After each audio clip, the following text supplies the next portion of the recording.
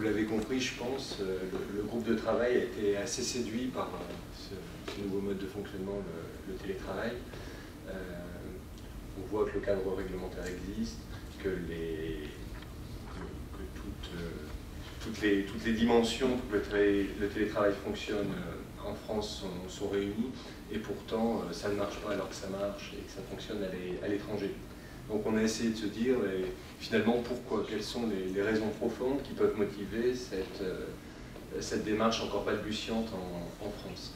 Alors les solutions qu'on a essayé de dégager pour expliquer le fait que le télétravail n'est encore qu'une innovation en France sont assez difficiles à trouver. Donc on a essayé d'en dégager finalement voilà, quatre grandes familles.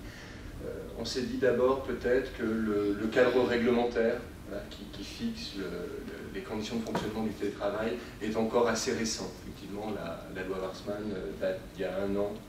Donc la sécurité juridique autour du télétravail n'était peut-être pas encore réunie. C'est peut-être une des raisons pour lesquelles voilà, on n'y allait pas. Il y avait l'ANI, mais ça semblait peut-être pas suffisant aux employeurs français. Bon, on n'est pas complètement convaincu par cette explication, et ça peut en être une. Ensuite, plus par comparaison avec ce qui s'était fait à l'étranger, notamment en Suède et au Canada de mémoire, on ne sent pas un fort engouement des pouvoirs publics pour le télétravail. Voilà, pas d'initiative fiscale, pas d'encouragement particulier à mettre en place le télétravail dans les entreprises. Donc ça peut être aussi une explication qui a un poids, je pense qu'on sera tous d'accord pour le dire, qui reste relatif. Alors finalement, c'est plus par une déduction, une réflexion un peu en creux, qu'on s'est dit, mais finalement, est-ce qu'il y a un vrai intérêt au télétravail, et qu'est-ce qui ferait qu'un chef d'entreprise, un dirigeant d'assurance basculerait sur le télétravail? Pour quelles raisons il le ferait? Puis la petite étude est intéressante, celle de la thèse sur les mobiles et les raisons qui poussent à la mise en œuvre du télétravail. On se rend compte que c'est des raisons qui sont finalement peu économiques. Hein. C'est le bien-être des collaborateurs, la réduction du temps de travail, le maintien d'un travailleur handicapé dans son poste de travail, mais on n'a pas réussi à dégager des raisons économiques de fond, quoi. Voilà. Parce que le télétravail serait plus intéressant à mettre en œuvre, on pourrait gagner de l'argent en mettant en place du télétravail. Non, voilà, il n'y a pas un modèle économique aujourd'hui lourd autour du télétravail, et je pense que voilà, on était tous d'accord pour dire c'est certainement la raison de fond qui fait qu'aujourd'hui c'est encore une innovation.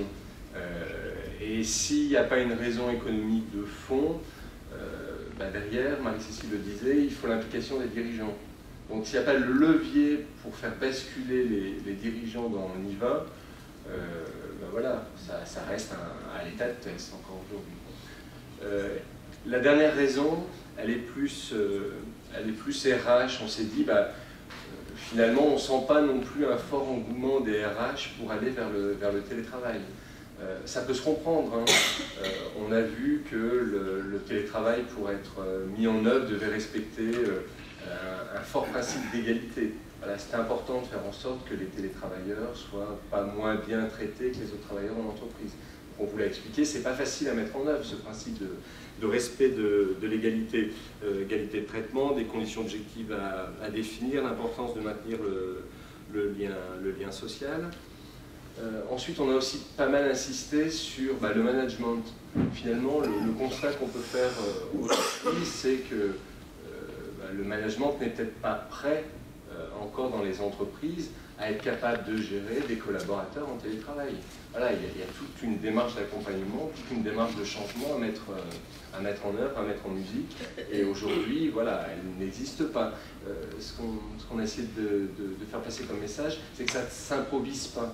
Voilà, le travail en télétravail nécessite d'y réfléchir, de faire monter en compétence les managers, de les accompagner pour être capable de piloter à distance les collaborateurs, et donc de faire évoluer l'image du contremaître. Voilà, en télétravail, on ne peut plus avoir des contremaîtres. Donc est-ce qu'on est prêt pour ça? Point d'interrogation. Et le dernier élément, c'était peut-être aussi ça a été évoqué en début d'intervention, la réticence peut-être des partenaires sociaux, parce que le télétravail, c'est aussi, ça semble bien, voilà, mais il y a aussi quand même toujours cette idée de on ramène le travail à la maison. Donc, où se fait la frontière entre vie privée, vie professionnelle, voilà, ça peut faire un peu peur. C'est la raison pour laquelle, Emmanuel l'expliquait, la loi ne suffit pas, il faut aussi encadrer la démarche pour pouvoir apporter des sécurités et rassurer l'ensemble des partenaires sociaux en entreprise. Donc voilà, c'est les raisons profondes qu'on a pu identifier dans le cadre de notre démarche qui laissent penser qu'aujourd'hui le télétravail est encore, voilà, au stade de l'innovation en France.